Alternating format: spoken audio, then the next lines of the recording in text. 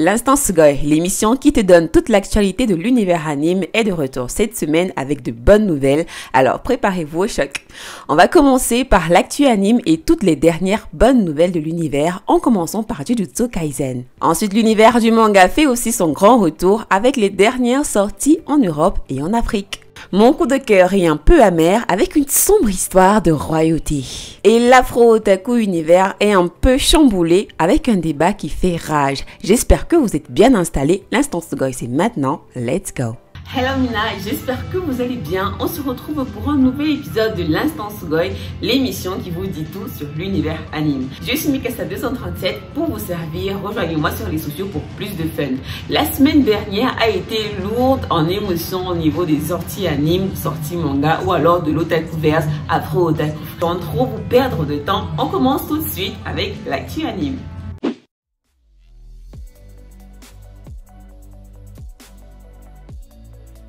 時を遡ること11年と幾月 On commence bien. La saison 2 de Jujutsu Kaisen constitue certainement l'un des animes les plus attendus de l'otakuverse cette année. Selon les nouvelles, elle sera une suite chronologique de la saison 1, mais aussi du film Jujutsu Kaisen 0 sorti en salle au Cameroun et dans le monde entier l'année dernière. Les planches des nouveaux chara-design des personnages sont parus et ont mis tout le monde d'accord. Le premier épisode de ce second volet sera diffusé le 6 juillet 2023 et cette saison devrait en tout avoir 24 épisodes. La maison de production reste MAPPA qui, après toutes ces années, n'a plus rien à prouver. Donnez-moi vos avis en commentaire. 2023年7月放送開始 Alors que sa première partie s'est terminée en fin 2022, l'anime de Bleach Thousand Year Blood War va faire son grand retour en 2023. Pour rappel, ce grand final sera divisé en 4 parties et la seconde, intitulée The Separation, sera diffusée en juillet 2023 au Japon. Alors que les fans du manga de Tite Kubo attendaient de pied ferme de voir la fin de l'œuvre adaptée sur le petit écran, ces derniers ont salué la qualité de l'animation proposée par le studio Pierrot. Selon eux, c'était un 10 sur 10. Comme on le dit souvent, Bankai.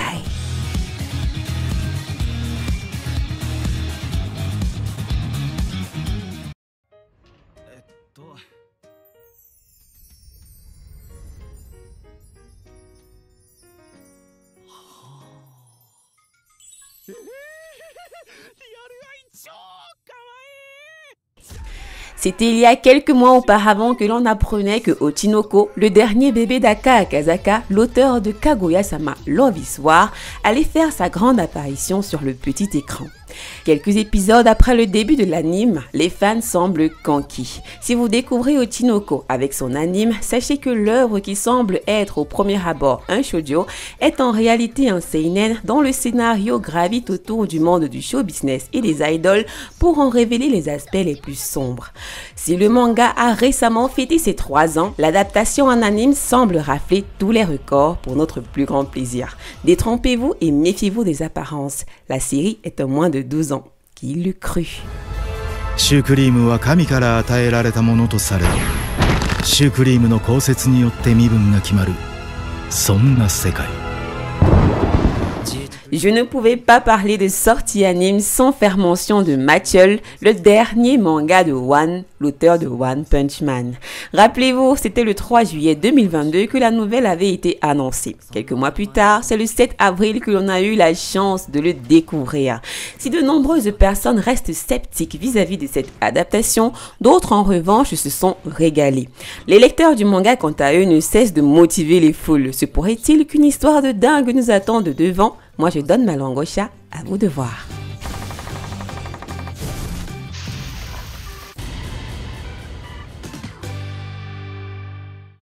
Autre chose, on a appris que Avatar sera de retour avec un film intitulé The Last Airbender qui sortira au cinéma le 10 octobre 2025.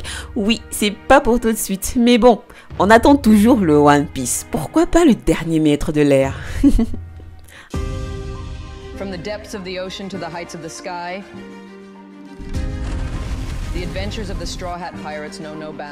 En parlant de One Piece, on finit avec une bonne nouvelle pour les fans du Mugiwara.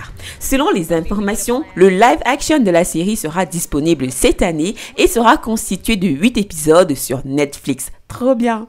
Oda s'est exprimé sur cette future sortie et semble placer énormément d'espoir en celle-ci. Compte tenu de mon état de santé, il se peut que ce soit notre dernière chance de faire découvrir One Piece au monde entier.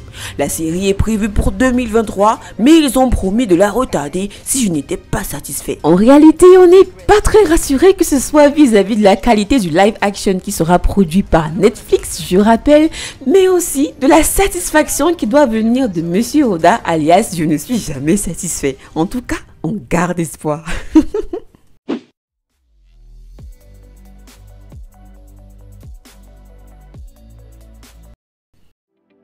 Connaissez-vous Shaman King? Si la réponse est non, paix à votre âme, littéralement. Eh bien, le célèbre manga de Hiroyuki Takei est de retour avec un spin-off qui fait déjà beaucoup parler de lui, Red Crimson.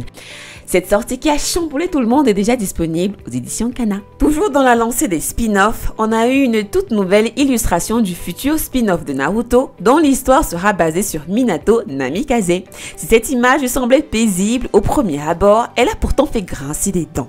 En effet, les fans sont nombreux à attendre de la baston et craignent l'idée d'avoir une histoire d'amour. Dites-moi ce que vous en pensez en commentaire. Pour ma part, peu importe le contenu de cette sortie, je l'accueillerai à bras ouverts.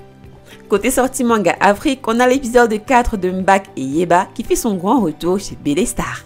Toujours aux éditions Kana, on a le tome 11 de Undead Unlock qui fait son grand retour. Et on termine avec le tome 5 de Violence Action qui entre en scène aux éditions Pika. Bonne lecture!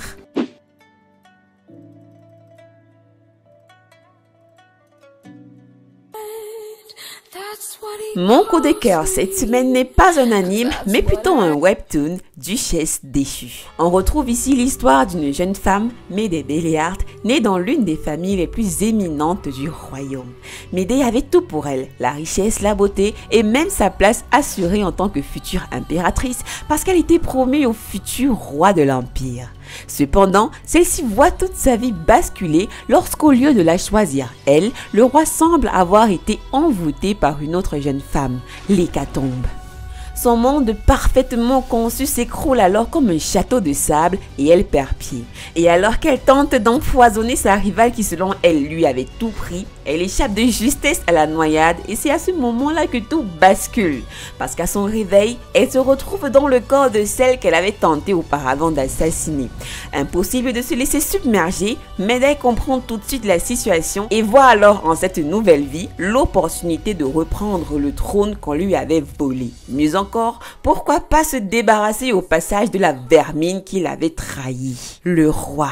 J'ai découvert cette série il y a quelques temps et j'ai bu les chapitres disponibles en quelques jours. Ce n'est pas un isekai car ici, les personnages ne se retrouvent pas dans un nouveau monde.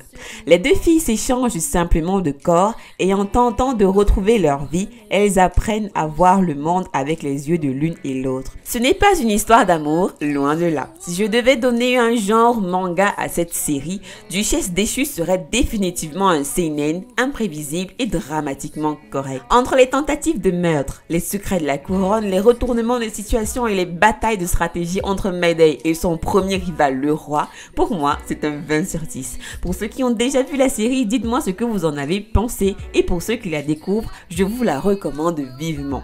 Bon visionnage!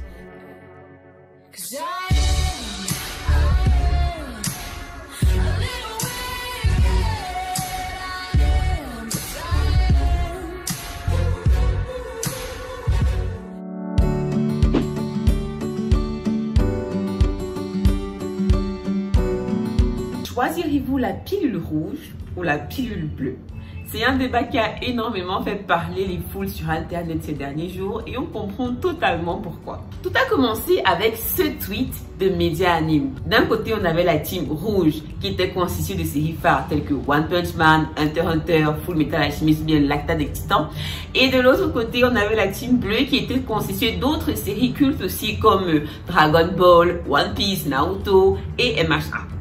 Vous pouvez imaginer à quel point ce débat a fait rage sur les réseaux. Personnellement, je me suis contentée de lire les commentaires. Il était un peu compliqué pour moi de donner mon avis et de vous influencer par la même occasion.